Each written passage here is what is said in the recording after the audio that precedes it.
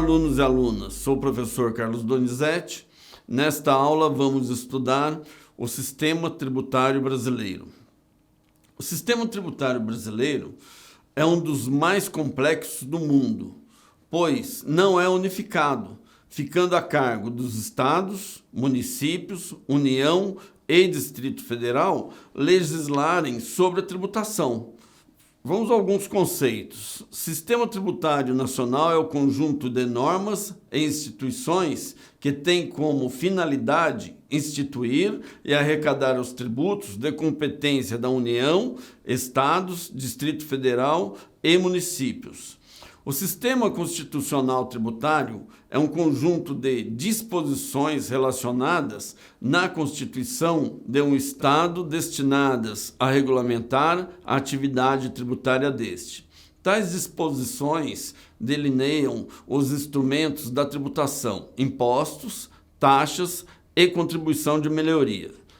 De acordo com Ribeiro, o sistema tributário nacional é regido pelo disposto na Emenda Constitucional número 18, de 1º de dezembro de 65, em leis complementares, em resoluções do Senado Federal e nos limites das respectivas competências, em leis federais, nas constituições, em leis estaduais e municipais. Vamos dar uma recordada como tudo começou. Nós, brasileiros, pagamos tributos desde a época do descobrimento do Brasil. Portugal nos explorou cobrando tributos altíssimos sem nos dar o retorno que o tributo valia. Vamos ver como eram e como são os tributos no Brasil. Brasil colônia. O Brasil, quando colônia, pagava tributos à coroa portuguesa.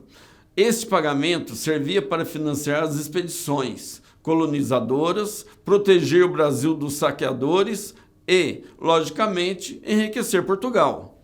Brasil Império.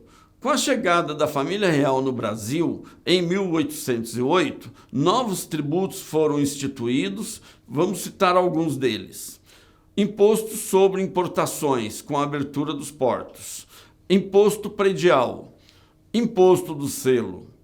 As dificuldades financeiras com a vinda para o Brasil na época da colônia continuaram presentes na fase do Brasil Império. Enquanto alguns impostos eram extintos, outros eram criados. Brasil República Velha até 1930. Em 15 de novembro de 1889 foi proclamada a República no Brasil e outros tributos foram acrescentados ao da época do Império, durante a República Velha.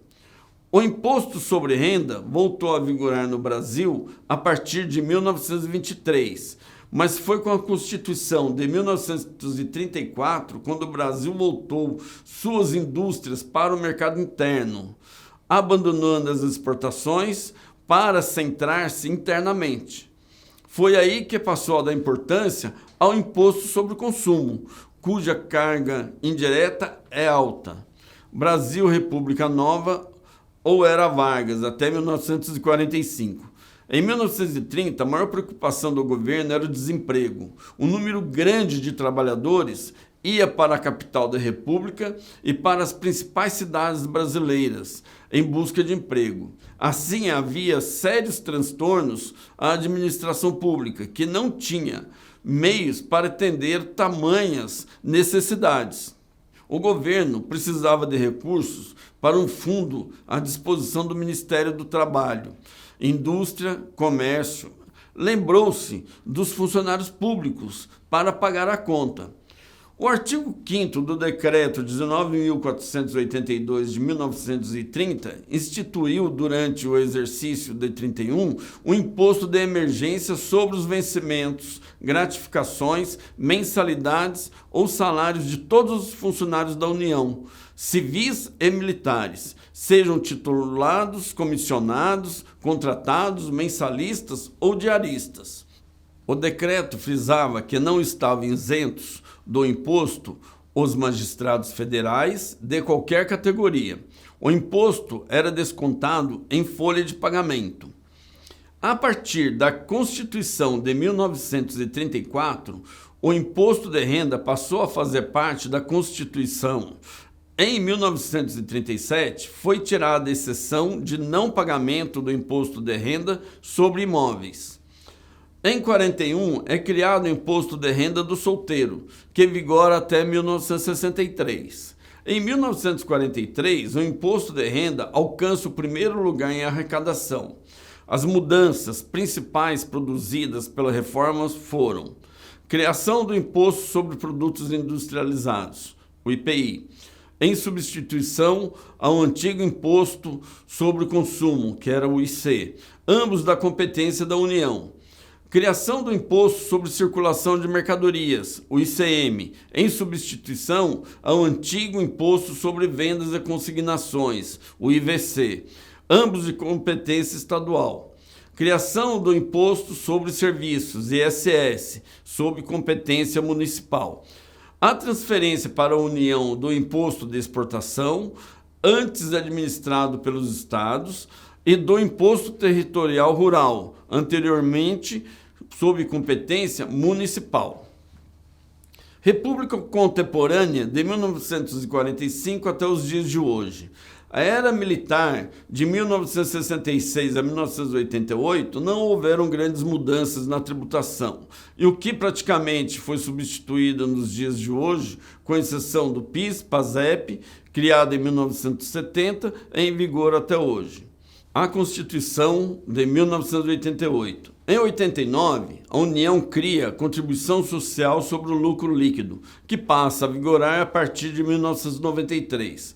O Imposto Provisório sobre Movimentações Financeiras, posteriormente, em 96, foi criado como Contribuição Provisória sobre Movimentação Financeira, que foi prorrogada sucessivamente com a alíquota de 0,2 para 0,38.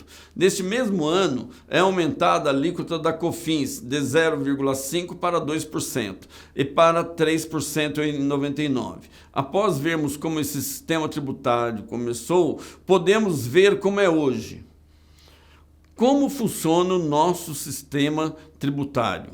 Com o objetivo de financiar as atividades do governo, por exemplo, melhorias nos serviços prestados à população, investimentos em infraestruturas, pagamentos dos salários dos servidores. A forma de cobrança desses tributos pode ser direto, quando o Estado cobra diretamente do contribuinte, como o IPTU, que é o Imposto sobre Propriedade Territorial Urbana, o IRPF, que é o Imposto de Renda à Pessoa Física, e indiretamente, quando o cidadão adquire um produto ou utiliza um serviço de empresas privadas ou públicas. O nosso sistema tributário é complicado em virtude da não unificação das leis tributárias, pois cada estado tem suas leis tributárias, 27 no total. E quando passa para os municípios, fica extremamente pior, porque são mais de 5.500 municípios e cada um com suas leis. Chegamos ao final desta aula. Espero que tenham gostado dessa experiência e que venham assistir às próximas aulas. Até lá!